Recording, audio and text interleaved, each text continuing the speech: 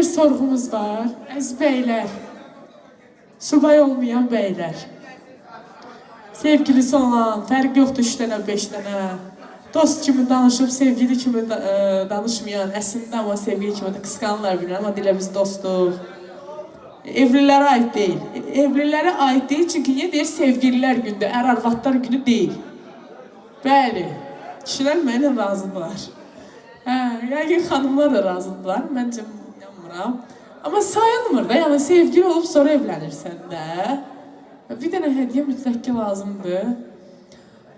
Nə fikirləşirsiniz sevgililər günündə?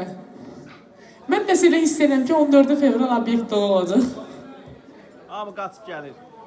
İnan ki. Mən inanmıram, 14-də hamı rayona gedəcək, işi çıxacaq amma. Ya, rəhmətə gedən olacaq. Mən sizə məsləhət görürəm ki, bu yalan çoxdandan var. Tak işte, bugün ayın 10'udur. 13'ü yox, 10'undan ayrılın əziz sevgililər. 16'sı barışarsınız, 20'si barışarsınız bir bəhanə ilə. Sevginin məncə günü olmur. Mən belə düşünürəm. Çox mənasız baxıram özdə o günə də özüm. Əslində olan. Kişilər kimi düşünürəm mən də. Çox mənasız.